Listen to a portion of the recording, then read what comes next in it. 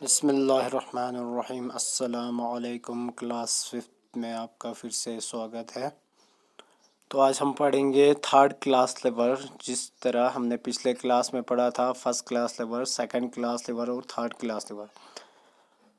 Third class लेवर में हम पढ़ेंगे FEL यानी फोर्स, एफर्ट और लोड। इसमें क्या होता है, इस लेवर में जो एफर्ट होता है वो फैल्क्यूरम और लोड के बीच में होता है। एफर्ट जो है वो फैल्क्यूरम और लोड के बीच में होता है।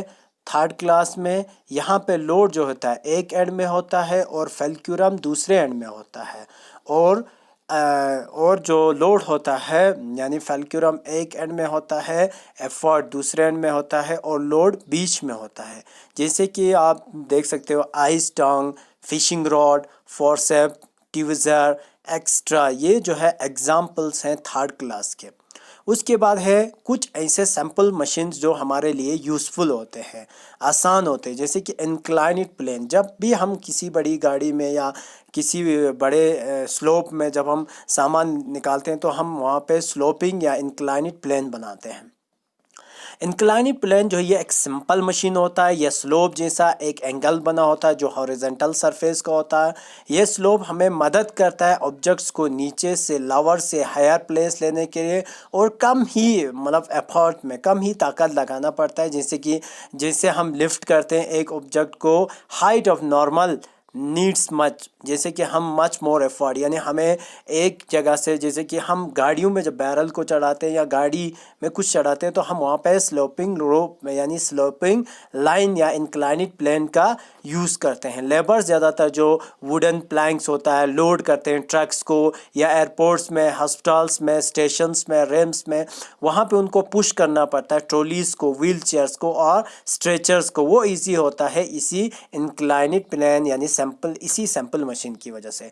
और हम मूव कर सकते हैं, जैसे कि हमारे बाइसाइकिल को या हायर प्लेस लेना है तो, या उसको हम एक इंक्लाइनेड प्लेन बनाते उधर से निकालते हैं, यानी फ्लाईओवर्स में, स्लाइड्स पार्क में इंक्लाइनेड प्लेन्स होता है। और आपने वाइंडिंग माउंटेन रोड्स में या कहीं पे भी आप इंक्लाइनेड प्लेन को, नियरली इम्पॉसिबल होता है बसेस के लिए, कार्स के लिए अप ऊपर डायरेक्ट चढ़ने के लिए, तो वो स्टीप रोड होता है। बसेस कार्स को माउंटेन्स में आसानी के साथ या वाइंडिंग रोड्स के थ्रू आसानी के साथ ग्रेजुअल स्लोप होता है, इसीलिए इसमें लेसर एफर्ट हमारे लिए ज़रूरत होता है जो उनको वाइंडिंग रोड्स के थ्रू ऊपर पहुंचाता है। जो स्लोप होता है वो इंक्लाइनेड प्लेन जो वो बहुत लेस एफर्ट होता है, और उसमें जो एफर्ट जो चाहिए वो जो रिक्वायर्ड होता है वो पुश लोड करने के लिए वो कम ही चाहिए होता है। उसके बाद है और एक सैम्पल मशीन जिसको हम बोलते हैं स्क्रू। स्क्रू भी ये एक सैम्पल मशीन है। ये क्या होता है, इसके हेड्स जो होते हैं वो गोल गोल होते हैं, यानी गोल ग्रूव्स बने होते हैं जो इंसर्ट करता है एक स्क्रू ड्राइवर को टर्न अंदर जाने के लिए, और ये दो चीज़ों को पकड़ के रखता है। स्क्रू जो है ये एक सैम्पल मशीन है जो एक्चुअली एक इंक्लाइनेड प्लेन है जिसके वाइंडिंग एजेस होते हैं। जब हम उसको इंसर्ट करते हैं नील के बदले अंदर एक वुड में, तो वहाँ पे क्या होता है, वो हैमर के थ्रू हम उसको अंदर डालते हैं, तो वो क्या होता है कि स्क्रू जो है वहाँ पे टर्न होते उसके अंदर जाता है स्क्रू ड्राइवर के थ्रू, और वो इजीली आसानी के साथ। और हम जब इंक्लाइनेड प्लेन या स्क्रू नीड होता है हमें उसको लेस एफर्ट लगता है स्क्रू ड्राइवर को एक वुडन के अंदर डालने के लिए। उसके बाद जो स्क्रू होता है वो कॉमनली यूज़ करते हैं होल्डिंग, यानी हम ज़्यादातर चीज़ों को पकड़ने के लिए स्क्रू ड्राइवर का यूज़ करते हैं। और स्क्रू जैक जो होता है वो स्क्रू जैक भी होता है जो सेम प्रिंसिपल के थ्रू चलता है, लेकिन इसको भी हम यूज़ करते हैं कार्स को उठाने के लिए, या रिवॉल्विंग चेयर्स को, या टूल्स को, या लार्ज स्क्रू ड्राइवर्स को हम यूज़ करते हैं।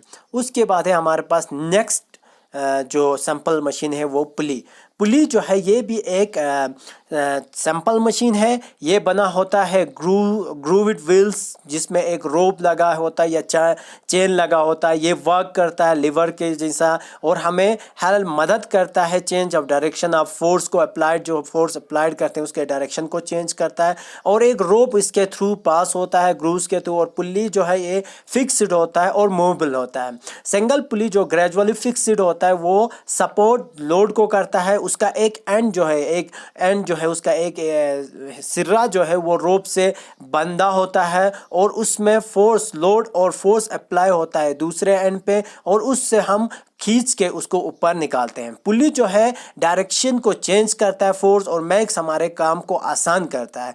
देखो जब हम बहुत सारी चीज़ों को लिफ्ट करते हैं ऊपर की तरफ डाउनवर्ड्स या ऊपर की तरफ, तो हमें पुली का हम यूज़ करते हैं जिसमें लोड जो होता है हम उसको ऊपर नीचे कर सकते हैं और आसानी के साथ हमें लोड को ऊपर नीचे करने में मदद मिलता है। इसी तरह हम जो सिंपल पुलीज को हम लिफ्ट करते हैं वाटर लिफ्ट करने के लिए यूज़ करते हैं या बिल्डिंग में मटेरियल्स लिफ्ट करते हैं या फ्लैग होस्ट करने के लिए आप फ्लैग पोल्स में यूज़ करते हैं। कुछ टाइम्स ऐसा होता है कि जो सेवरल पुलीज होता है जिनको हम बहुत सारे हैवी लोड्स के लिए यूज़ करते हैं, उनको वो एक दूसरे के साथ मिक्स होकर काम करते हैं और रिड्यूस करते हैं फोर्स को जो लिफ्ट करने में हमें मदद होता है। इस सिस्टमैटिक अरेंजमेंट ऑफ पुलिस को हम बोलते हैं ब्लॉक एंड टैकल और ये हमारे लिए फैक्ट्रीज में, फार्म्स में और गोडाउन्स और गैरेज में ज़्यादा यूज़ होता है।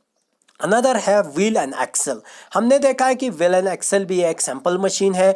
हम देखते हैं कि हमारे इर्द गिर्द जितने भी व्हील एंड एक्सल यूज़ होते हैं, हम देखते हैं कि व्हील व्हीकल्स में, मशीन्स में बहुत सारे मशीन्स जो है इसी टर्न होता है, उनके पार्ट्स जो है घूमते हैं, वो इसी व्हील्स के थ्रू घूमते हैं। क्लॉक या स्विंग मशीन होता है, ये एग्जांपल है व्हील एंड एक्सल का। और जो मूवमेंट ऑफ व्हीकल जो है वो भी पॉसिबल होता है व्हील से। और व्हील फॉर्म होता है एक मशीन जो व्हील मशीन जो है the wheels forms a machine which machine but the wheel itself not a machine. लेकिन व्हील जो है ये एक मशीन नहीं है। अ व्हील बिकम, व्हील जो है क्या है, ये व्हील बिकम क्या होता है, ये क्या बनता है, व्हील जो है ये कंबाइंस होता है रोड के साथ सेंटर में, और जो रोड होता है वो एक्सल के साथ होता है, और जो एक्सल रोटेट करता है इसी मूव के व्हील के अंदर मूव करता है। जो व्हील और एक्सल जो होता है